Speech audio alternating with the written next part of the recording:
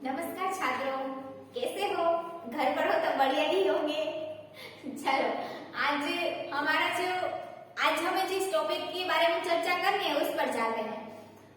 कक्षा 6 का विषय हिंदी, जिसका एकम है यह भी एक परीक्षा, और इसके आगे का जो एकम था न्याय, उसके बारे में हमने हमारे अगले क्लास में चर्चा की थी। और आज हमें यह जो नया एकम इसकी शुरुआत करनी है, जिसका नाम है यह भी एक परीक्षा। तो छात्रों, आज यह भी एक परीक्षा है, उसका जो एकम है उसके लेखक है सुरेंद्र अंचल जी। तो यह जो एकम है उसका जो शीर्षक है यह भी एक परीक्षा, उसके आधार पर ही हमें पता चलता है कि हमारे जीवन में जो कई सारी ऐसी परेशानी आती है, मुश्किलें आती हैं, जिसका सामना हमारे अंदर जो ज्ञान है उसके आधार पर हमें करना होता है। और जैसे कहीं पर भी हम जाए तो हमारे पास अगर ज्ञान ही नहीं होगा तो हम उसका सही ढंग से उपयोग नहीं कर पाएंगे। सिर्फ हमें शिक्षा, पुस्तकों का ज्ञान ही प्राप्त करना ही शिक्षा प्राप्त करना नहीं होता, लेकिन उसके साथ साथ हमें जो व्यवहारिक जीवन है उसका भी ज्ञान हमारे अंदर होना चाहिए। सिर्फ किताबें पढ़ ली और पहला नंबर ले लिया, सिर्फ इतना ही पढ़ाई का मतलब नहीं है, लेकिन साथ ही साथ हमें जीवन में ऐसे कई सारे जो लोग होते हैं जिसकी हमें मदद करनी चाहिए, और व्यवहारिक जीवन में भी हम उसका सही ढंग से उपयोग करना चाहिए, तभी शिक्षा का सही जो मतलब है वो हमारे जीवन में प्रभावित होगा। तो हम हमारे घर में कई सारी ऐसी पुस्तकें रखें जो हम हमारी तिजोरी में बंद कर रखते हैं। जैसे कि बाजार गए हो और कई सारी ऐसी पुस्तकें हमें पसंद आ जाए तो वो खरीद कर हम हमारी तिजोरी में रख देते हैं, लेकिन अगर वो तिजोरी खोलकर हम उसे पढ़ेंगे ही नहीं पुस्तकों को, तो वो जो किताबें हैं वो उसका ज्ञान तो हमें मिलने वाला ही नहीं है, क्योंकि हम अगर पढ़ेंगे ही नहीं तो उसका ज्ञान हमारे अंदर तो आने वाला नहीं।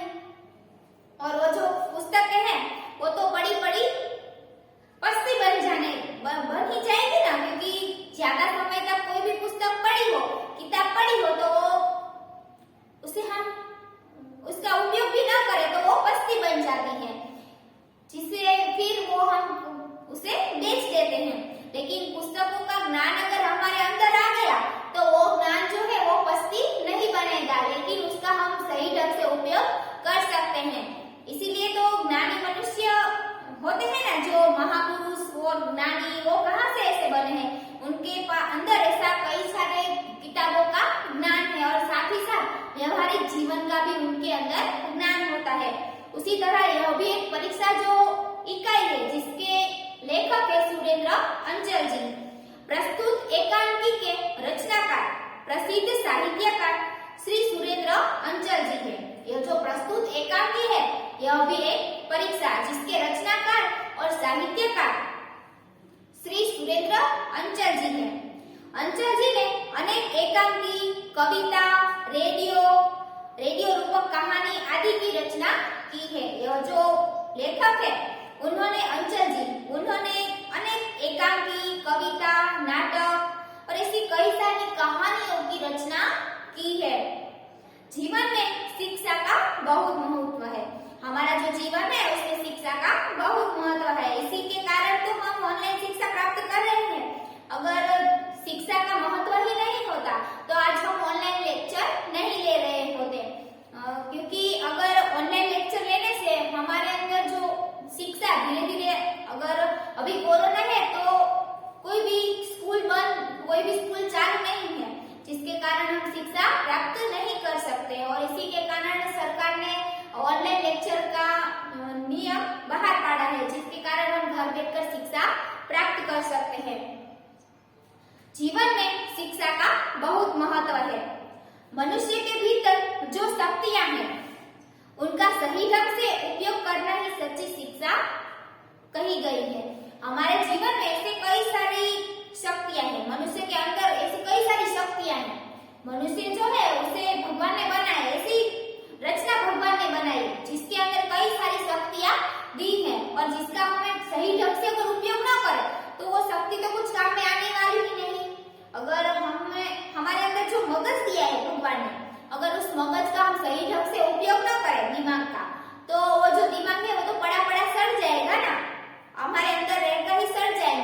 क्योंकि अगर हम उसका उपयोग ही नहीं करेंगे तो वो तो बेचारा पड़ा पड़ा ही बेकार हो जाएगा। इसके कारण हम मनुष्य हैं तो हमारे अंदर ऐसी भगवान ने कई सारी शक्तियां दी है और उसका सही ढंग से हमें उपयोग करना चाहिए। परीक्षा में ज्यादा अंक प्राप्त करना यह शिक्षा का मूल उद्देश्य नहीं है। जीवन में परीक्षा में सिर्फ अच्छे अंक आ जाए वो सिर्फ शिक्षा का उद्देश्य नहीं, लेकिन उसके साथ साथ हमारा जो व्यवहारिक जीवन है उसके जो रीति रिवाज है, नियम है, उसका भी हमें सही ढंग से उपयोग करना चाहिए। हम परीक्षा में बहुत सारी पढ़ाई कर ले और बहुत पढ़े, रात दिन ऐसे एक कर पढ़ ले और परीक्षा में हम छठी कक्षा में पहला नंबर प्राप्त कर लिया, और लेकिन सिर्फ किताबों का ज्ञान ही हमारे जीवन में उपयुक्त नहीं है। उसके साथ साथ हमें बाहरी जो व्यावहारिक जीवन है वो भी वास्तविक जीवन है, उसका भी ज्ञान हमारे अंदर होना चाहिए, तभी हम ज्ञानी मनुष्य कहा जा सकते हैं। मगर वास्तविक जीवन में शिक्षा का उपयोग कर दिखाना है। यहाँ पर कहा है कि यह जो इकाई है उसमें कहा है कि सिर्फ किताबों का ज्ञान ही और परीक्षा में अच्छे अंक लाना ही सिर्फ शिक्षा का उद्देश्य नहीं है, लेकिन उसके साथ साथ व्यवहारिक जीवन और वास्तविक जीवन में उसका सही ढंग से उपयोग करना ही शिक्षा का सही उद्देश्य है। मानवता बड़ी मूल्यवान चीज है। मानवता जो है वो बड़ी मूल्यवान चीज है। मानवता यानी किसी की सहाय करना।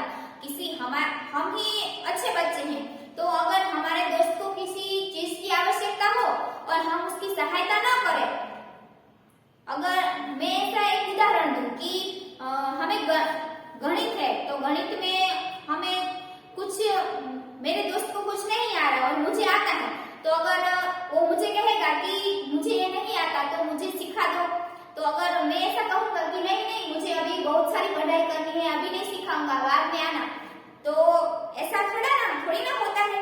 हमारे दोस्त को हमारी सहायता हो तो हमें उसकी सहायता करनी चाहिए ना, क्योंकि हम सब तो बड़े अच्छे बच्चे हैं।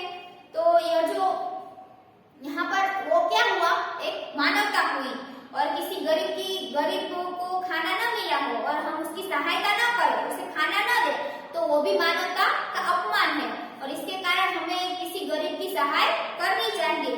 किसी भी जरूरियातमंद व्यक्ति हो तो उसकी भी सहायता हमें करनी चाहिए।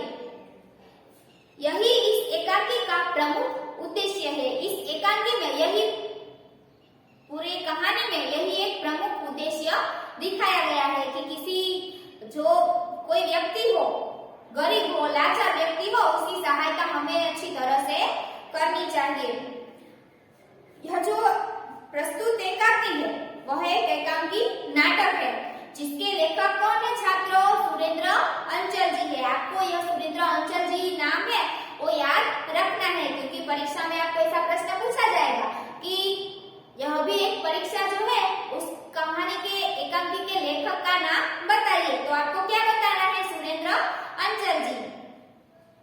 तो यहाँ पर कोई भी नाटक हो तो हम नाटक देखने जाए तो एक बड़ा सा स्टेज होता है, और स्टेज के आगे एक बड़ा सा पर्दा लगा हुआ होता है जो बंद कर रखा हुआ होता है, और जब नाटक की शुरुआत होती है तब वो पर्दा धीरे धीरे उठता है, यानी कि खुलता है।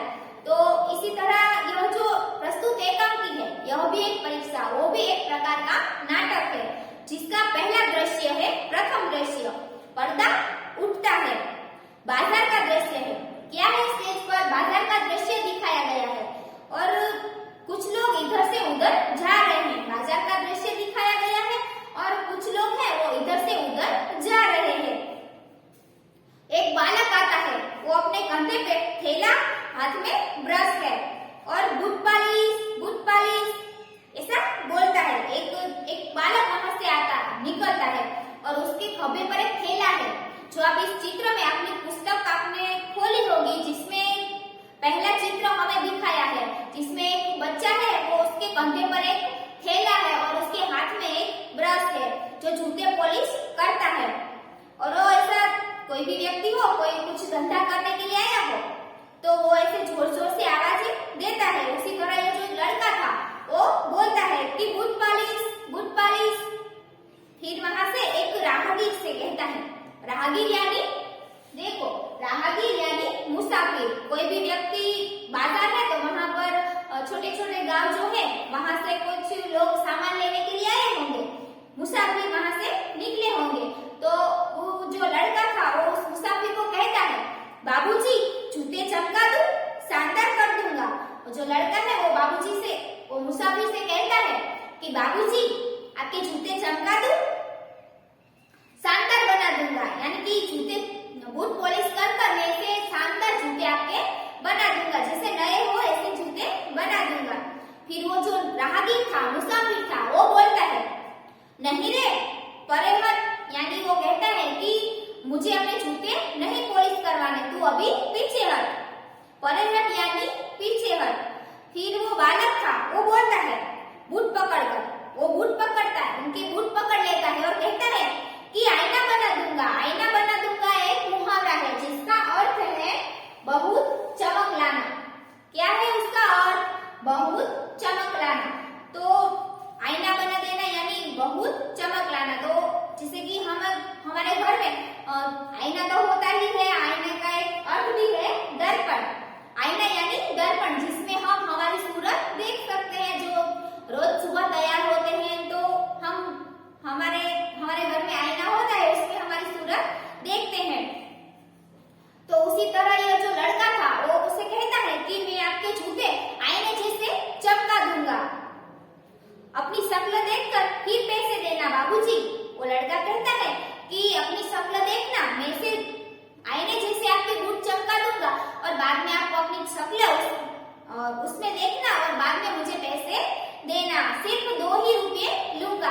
वो कहता है लड़का कि सिर्फ 2 ही रुपये लूंगा। कितने कम पैसे में बूट पॉलिश कर देता है, सिर्फ 2 रुपये में। अभी तो 2 रुपये में कुछ नहीं आता, लेकिन पहले के समय में बहुत कुछ आता होगा। तो ये जो लड़का है वो कहता है कि सिर्फ मैं 2 रुपये लूंगा और आपके बूट जो है, जूते जो है, वो मैं आईने जैसे चमका दूंगा, जिसमें आप अपना चेहरा देख सकोगे।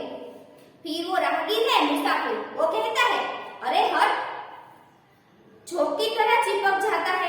वो कहता है मुसाफिर कि अरे हट यानी तू पीछे हट, झोंक की तरह चिपक जाता है। झोंक यानी जो पानी तालाब हो, तालाब या नदी, उसमें ऐसे जंतु होते हैं जो जिसमें हम हमारा पाँव या हाथ डाले तो वो हम पर हमारे शरीर के साथ ऐसे चिपक जाते हैं, उसे कहा जाता है झोंक। इसी के कारण यहाँ पर यह शब्द लिखा है कि तू झोंक की तरह चिपक जाता है, क्योंकि वो जो लड़का था बूट पॉलिश वाला, वो उस मुसाफिर के पाँव के जो जूते हैं वहां पर पकड़कर उसे बैठ जाता है। और वो जो आदमी है मुसाफिर, वो कहता है कि झोंक की तरह तू चिपक गया है, अभी पीछे हट, भाग। वो मुसाफिर है वो कहता है कि तू भाग, और राहगीर के पीछे बालक चला जाता है। राहगीर है वो उसे कहकर वहां से चले जाते हैं और उनके पीछे पीछे वो जो बालक था बूट पॉलिश वाला, वो भी उनके पीछे पीछे चलता है। दूसरी ओर से होकर अखबारों का बंडल लिए आता है। दूसरी ओर से अखबारों का बंडल लिए एक थैलिए वाला आता है। होकर यानी थैलिए वाला। जो हमारी शेरी होती है तो वहां पर ऐसे कई सारे लोग आते हैं ना, हमारे घर के पास ऐसे जो कई सारी चीजें बेचने आते हैं। और सुबह जब होती है तो अखबार वाले भी अपनी साइकिल पे कई सारे ऐसे अखबार रखता है और अखबारों का पूरा का पूरा बंडल होता है जो घर घर जाकर उसे रखता है। और इसी तरह एक लड़का था, वो उसके पास ऐसे कई सारे अखबार थे, अखबारों का पूरा बंडल था। और वो बोलता है अखबार, एक हाथ में अखबार का आप देख ही सकते हैं, चित्र में उसे दिखाया ही है। एक हाथ में उसके पास बहुत सारा बंडल है और एक हाथ में एक अखबार है। उसे हिलाते हिलाते वो वहां से आता है और बोलता है, आज की ताजा खबर आपने फिल्म देखे या फिर कहीं पर आप रेलवे स्टेशन में जाए, बस स्टेशन में जाए, तो ऐसे कई सारे लोग आते हैं जो इसी तरह बोलते हैं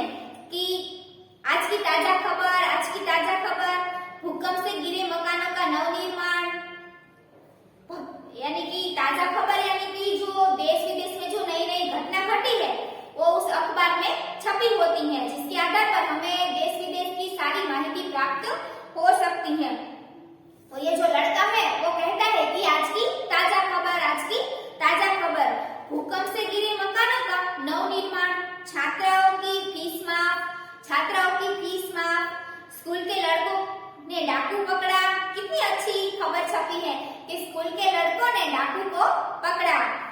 आज की ताजा खबरें, कुछ लोग अखबार खरीदने लगते हैं, कई सारे जो लोग हैं वो अखबार खरीदने लगते हैं क्योंकि नई नई जो माहिती है वो हमें अखबार के आधार पर प्राप्त होती है। इसी के कारण वो जो कई सारे जो लोग थे वहां पर वो अखबार खरीदने लगते हैं। दूसरी ओर से चाय वाला बालक आता है, दूसरी ओर से एक चाय वाला लड़का आता है और उस लड़के के पास एक हाथ में बाल्टी होती है और उस बाल्टी में उसने छोटे छोटे जो कप थे चाय के वो उसमें रखे हुए थे और दूसरे हाथ में उसके पास कितली थी जिसमें उसने चाय रखी थी। और वो जो लड़का था वो इस तरह बोलता है, कोई भी व्यक्ति कुछ बेचने आए, जिस तरह वो जो बूट पॉलिश वाला था वो किस तरह बोल रहा था, बूट पॉलिश, और वो जो अखबार वाला था वो कहता है कि आज की ताजा खबर है, आज की ताजा खबर है। उसी तरह ये जो चाय वाला था वो बोलता है कि चाय गरम, चाय गरम, चाय गरम, चाय गरम, चाय। कोई भी व्यक्ति कुछ बेचने, हम रेलवे स्टेशन में जाए तो रेल में हम बैठे हो ना, तो ऐसे कई बार भी कोई भी स्टेशन आए तो वहां पर ऐसे कई सारे लोग आते हैं जो ऐसी चीजें बेचने के लिए ऐसी बूम लगाते हुए। उसी तरह ये जो चाय वाला था वो इसी तरह जोर जोर से बूमें लगा रहा था कि चाय गरम, चाय गरम, चाय। तो एक बार अखबार पढ़ता हुआ चलता चलता चाय वाले से टकरा जाता है। तभी एक लड़का होता है जिसके हाथ में अखबार होता है और वो इस तरह से रखकर वो बढ़ता बढ़ता आगे चला जा रहा होता है। और तभी वो जो चाय वाला लड़का था उसके साथ वह टकराता है और वो जो चाय वाला लड़का था उसके हाथ से वो जो बाल्टी थी जिसमें उसने छोटे छोटे कप रखे थे वो नीचे गिर जाती है और 2-3 कप बिखर जाते हैं।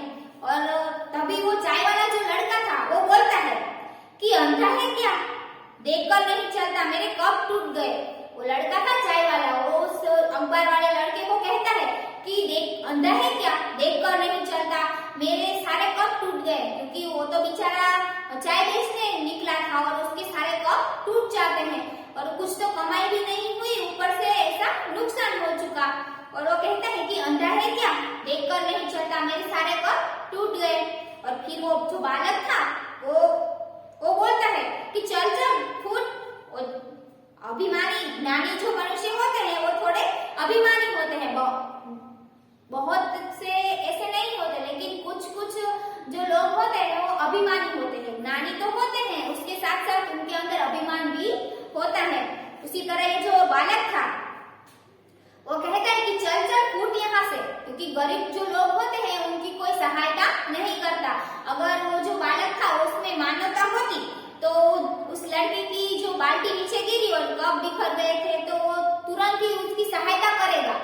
और अच्छा बालक हो, मानवता वाला, जिसमें उसके अंदर मानवता हो, तो ऐसा लड़का हो तो तुरंत ही उसकी सहायता करेगा। अगर हमारे साथ कोई टकरा जाए और उसकी पुस्तकें नीचे गिर जाए तो हम तुरंत ही उसकी सहायता करेंगे उठाने में। लेकिन ये जो लड़का था वो तो एक तो उसकी सारे कप भी तोड़ दिए और कहता है कि फुट यहाँ से, मेरा पेट भी खराब कर दिया, ऊपर से रोग जमा रहा है। एक तो मेरा पेट भी खराब कर दिया और रोग जमा रहा है। वो जो लड़का था वो ऐसा बोलता है चाय वाले लड़के को। तो रोग जमा रहा यानी अपना प्रभाव दिखाना। एक मुहावरा है रोग जमाना, जिसका अर्थ है अपना प्रभाव दिखाना। ये जो लड़का था अखबार पढ़ रहा था वो एक तो उसने बेचारे चाय वाले लड़के की सारे कप भी तोड़ दिए और ऊपर से कहता है कि चल चल फूट यहाँ से। एक तो मेरा पेट भी खराब कर दिया और ऊपर से रोग जमा रहा है, ऊपर से तू अपना प्रभाव दिखा रहा है। दोनों लड़ते झगड़ते जाते हैं। दोनों जो लड़के हैं, अखबार पढ़ रहा था वो लड़का और चाय वाला लड़का दोनों झगड़ते झगड़ते जाते हैं। दूसरी ओर से एक बुढ़ा आता है और दूसरी ओर से वहां पर एक बुढ़ा आता है और अंधा भिखारी बैसाखी के सहारे आता है। अंधा भिखारी जो था एक बैसाखी के सहारे अंदर आता है। बैसाखी यानी वह लाठी जिस पर अपाहिज चलते हैं। जो ऐसी जो भिखारी नहीं पर अंधे जो लोग होते हैं वो ऐसी उसके पास ऐसी लाठी होती है जिसके सहारे वो चलते हैं। उसे क्या कहा है? बैसाखी। तो ये जो एक बुढ़ा व्यक्ति वहां पर आता है जो एक भिखारी है और ऊपर से वो अंधा भी है और वो बैसाखी के सहारे धीरे धीरे वो आ रहा था। कटोरे में एक हाथ में उसके बैसाखी थी यानी कि वो जो लाठी थी और दूसरे हाथ में उसके हाथ में कटोरा था। कटोरा यानी कि जो भिखारी होते हैं वो उसी तरह वो लेकर भीख मांगते हैं। हम जाते हैं कहीं पर भी हम जाए तो भिखारी जो होते हैं वो अपने हाथ में ऐसा कटोरा लेकर खड़े होते हैं और कहते हैं कि दे दो बाबा दे दो। तो उसी तरह ये जो भिखारी है वो एक हाथ में एक तो बहुत ही बूढ़ा है और उसके एक हाथ में लाठी थी और दूसरे हाथ में कटोरा था और उस कटोरे में कुछ पकौड़िया, अमरूद, रोटी के टुकड़े, रोजगारी आदि उसमें उसने रखी थी। रोजगारी यानी कि कोई भी व्यक्ति कुछ काम कर रहा हो तो उसके पास वो जो उसके पास पैसे आएंगे तो वो उसकी रोजगारी हुई। और ये जो भिखारी था वो तो बेचारा कुछ काम नहीं कर रहा था और उसका तो धंधा ही था भीख मांगना। इसके कारण वो जो आदमी है भिखारी वो रोजगारी यानी कि ऐसे जिसके पास कुछ काम धंधा ना और जो कमाए वो उसकी रोजगारी हुई ना। कि जैसे कि हम जानते हैं कि हम सुरेंद्रनगर जाएंगे तो वहां पर ऐसे छोटे छोटे बच्चे होते हैं जो हमारे पास आकर हमें कहते हैं कि दे दो ना, थोड़ा थोड़ा दे दो ना।